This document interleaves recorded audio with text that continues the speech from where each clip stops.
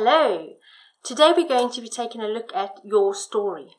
The best speakers are the best storytellers. Have you ever watched a talk where you found yourself completely absorbed into the story, where you found that you're transported into another world, into another dimension? That's because the speaker knows how to tell a great story. And the thing with that is that they make it look so easy that you don't realize how much skill is actually behind the talk. You think that they're just telling a great story, but there's a lot of technique that they're using. And when somebody does something really well, they make it look really easy. But actually, it's quite the opposite. It takes time, practice, training, skill, technique to be able to really tell a story well. And when you know what I'm about to tell you and you watch other speakers, you'll very quickly see how they use this technique. Or you'll notice the absence of it, and if you feel that they're not a very good speaker, you might be able to figure out why. So let's take a look at telling your story. Telling your story is a very important part of whatever talk you're doing, whatever subject you're doing. People always want to know who you are. They always want to know what got you to that place, or they want to know how you became an expert in your field. They want to know the backstory. They don't just want the hard, cold facts. They don't want a bullet point list of the information that you have to offer. But what they want is they want to know the story behind it. And so you'll use your story repeatedly, over and over again. You will use key parts of your story. You'll be able to spontaneously do a half an hour or an hour talk because you have planned your story. You have planned how various things can be an offshoot of your story. And so getting your story right and understanding the power of your story is a really important part of your speaker journey. So how do you write your story? You need to look at some key facts, some highlights, and you need to bring out the drama, because people want to be taken on an emotional journey. They want to go on a roller coaster. They want to feel the highs and the lows of your story. And if your story is very bland and has nothing to it, then people are going to be, that's interesting, it's okay, but it's not really going to grip them. And so you really want to make sure that you're pulling out key moments in your story that you can then draw them into and elaborate upon. And depending on how you want to position yourself as a speaker and your expertise, you'll find parts of your story that are relevant to your expertise or to that position that you want to take in the market. You don't want to tell your whole story. You want to be careful and craft your story so that it matches what you're trying to achieve with your speaking career. So we start by writing your story. Before you ever get to share your story on any platform, you want to write it down, and then you want to rejig it and tweak it, and you want to make your story just right on paper so that when you go up to present it, you know exactly where you're going with it. So the first thing you want to do is you want to look at the drama. So the first key to writing your story is finding the drama. What problem did you face?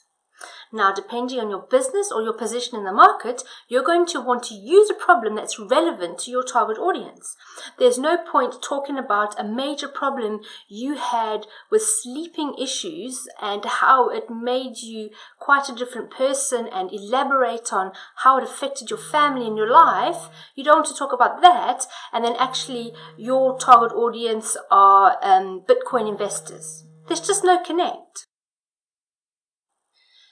So when we're looking at your problem that you faced, when we're looking at the drama behind your story, you don't want to tell the story before you tell the story. You want to keep people interested. You want to give them little snippets. You want to leave some up to the imagination. You want to leave some facts out of the story at first so that you can really build that suspense. You really want to make people wonder what happened next.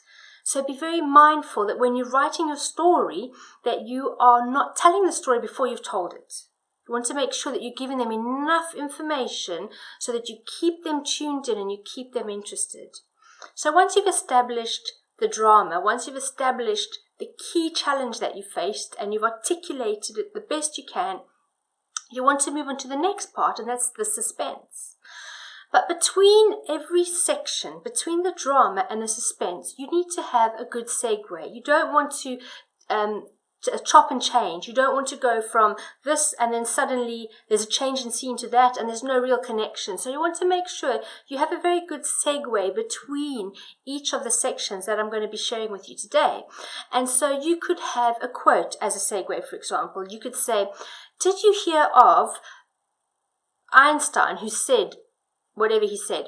And you could just put that quote in there to segue between one part of your story and the next part. So you want to make sure that you are keeping everything nicely connected. You could also do a side story. You could do something that's relevant to your talk, but you want to keep it nicely threaded together. Don't change from one perspective to the next too suddenly, then you'll lose people. So you want to go from the drama. What problem did you solve?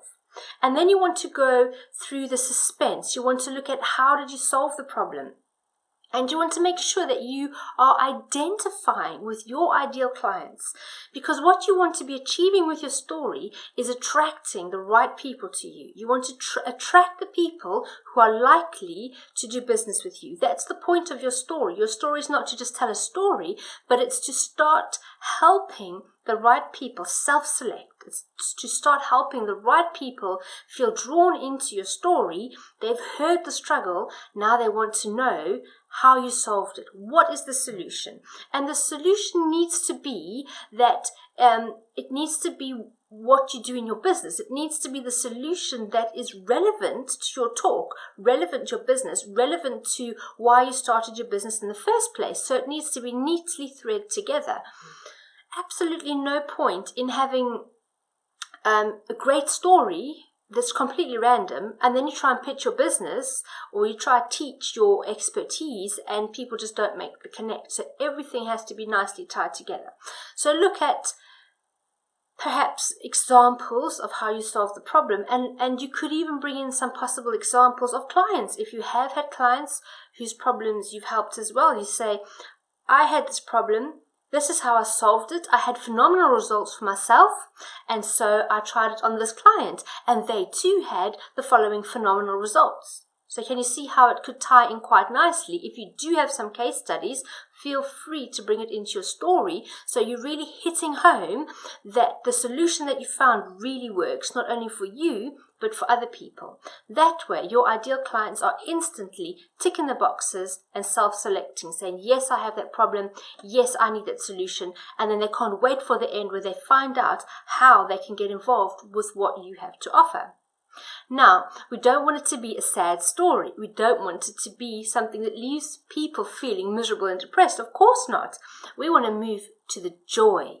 We want to take them on this journey of drama and suspense, and then we want to have a happy ending, a nice feel-good factor. We want to bring them up to the joy of your story. So that's where you share your successes. You've shared your solution. Now you can share your successes. Perhaps a few months down the line, this happened, and then a few months later, this happened, and now look at today. Look at this amazing thing that happened. That's how you want to build your story up, so it goes from drama, suspense, and then you want to move on to the joy and the successes. You want to show people how things have really grown and how you really are able to prove that what you have works and why. So this is where you can throw in some whys. Now remember, you're not teaching at this point. You're still sharing your story. So don't get too caught up in the details of teaching your method. You're just setting up your story at this point. If you do have a teaching element to your talk, that will come later. So you want to move, you want to segue from your joy into hope. You want to give people hope. You want to share your dreams for the future. You want to paint a picture, a beautiful canvas full of possibility of what could happen if people use your services or engage your expertise. You want to share your dreams for the future. Where do you want to go with this? You don't want to just end on a high like, oh, I'm joyful, this is working, this is happening. You want to make it bigger. It needs to be larger than life. Remember, you're taking them on an emotional journey. So what's the big dream? You don't have to think, I can't realistically achieve this, or It doesn't have to be. Dreams aren't supposed to be attainable. Dreams are supposed to be a little bit out of our reach. They need to be a little bit impossible so that they're worth fighting for. And so your dream needs to be a really big picture of, in an ideal world, this is where we want to go. We want to have global influence, or we want to change X number of million of lives, or we want to have a computer in every single home in the world. That was Bill Gates' dream, and everybody said he was mad. And look, how many computers are in your home? Share the dream. Doesn't matter how crazy it is.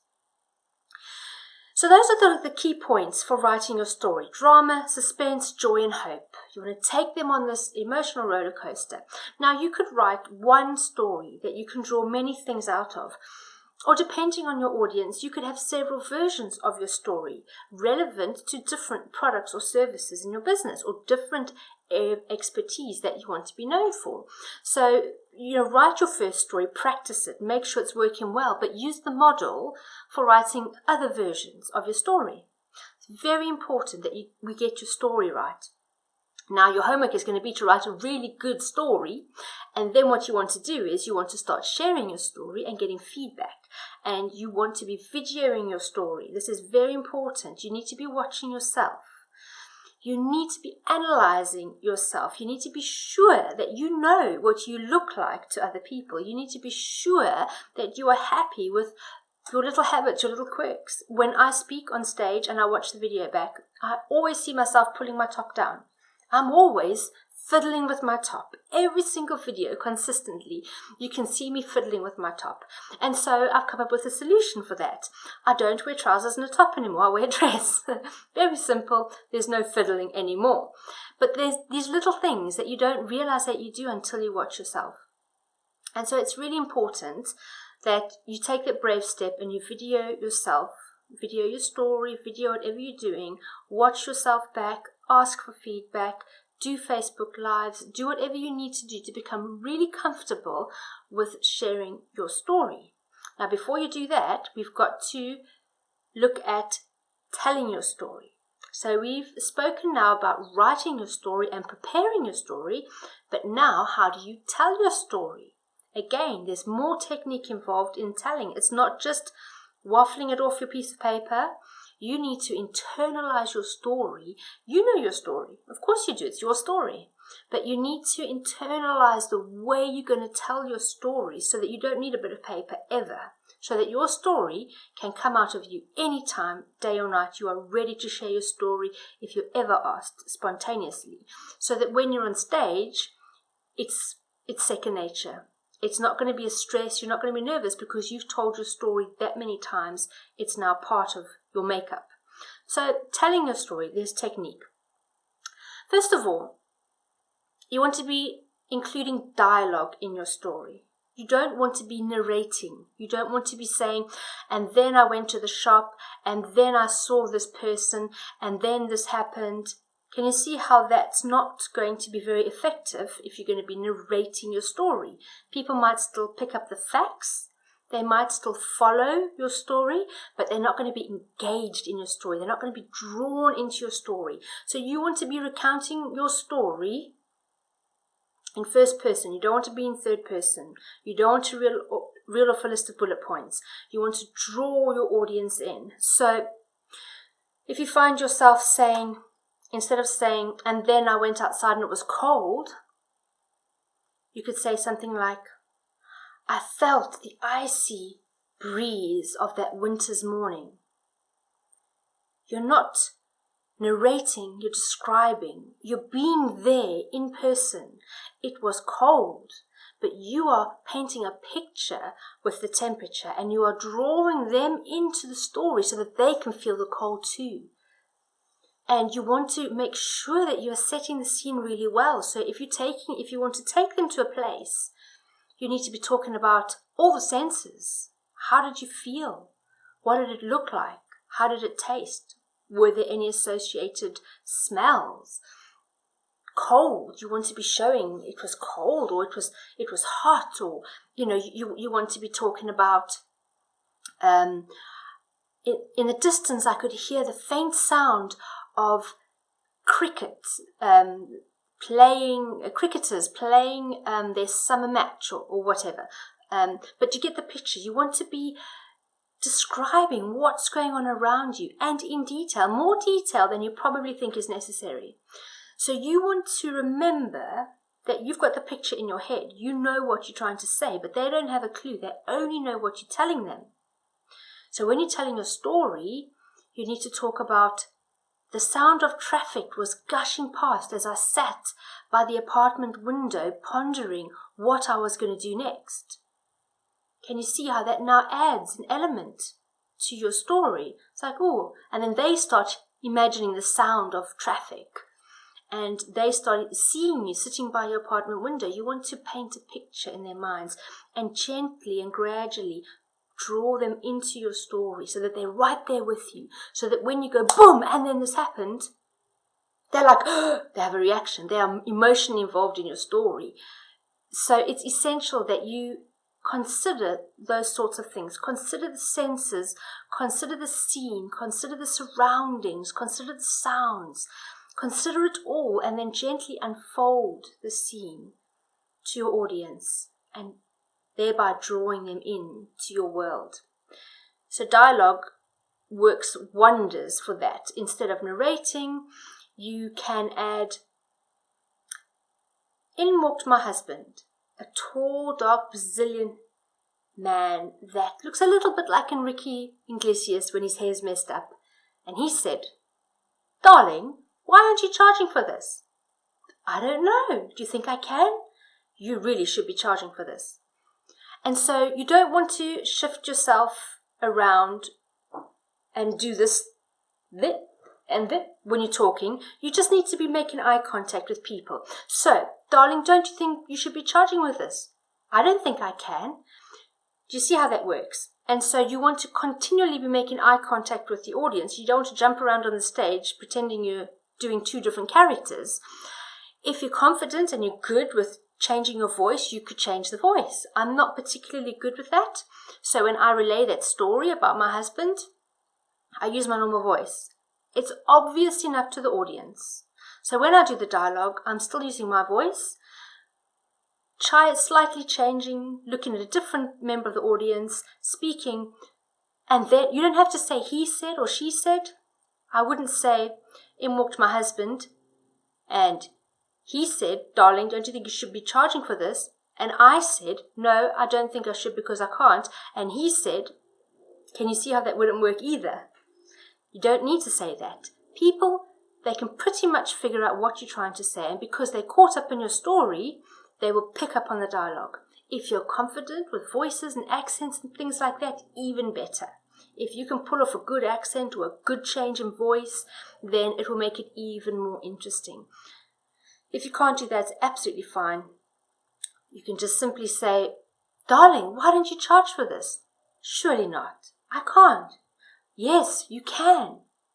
Can you see how that works? Without the he said, she said, without the change in accent, with the change in tone, it still works. Right, so let's move on. The next thing you want to do is you want to avoid using words that put distance between you and your audience. So the first tip is dialogue. Use dialogue. Learn how to use dialogue with confidence. And the second tip is space, okay? You don't want to make your audience feel like they're outside looking in. You want to make your audience feel like they're right there with you. For example, if you say, I saw, you're putting, I saw.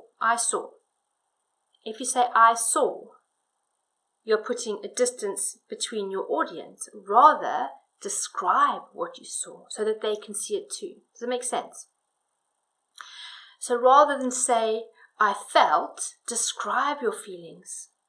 So every time you are articulating and expressing yourself, continually consider, is this putting distance between me and my audience, or is this keeping my audience right here with me? Are they in this with me? So space.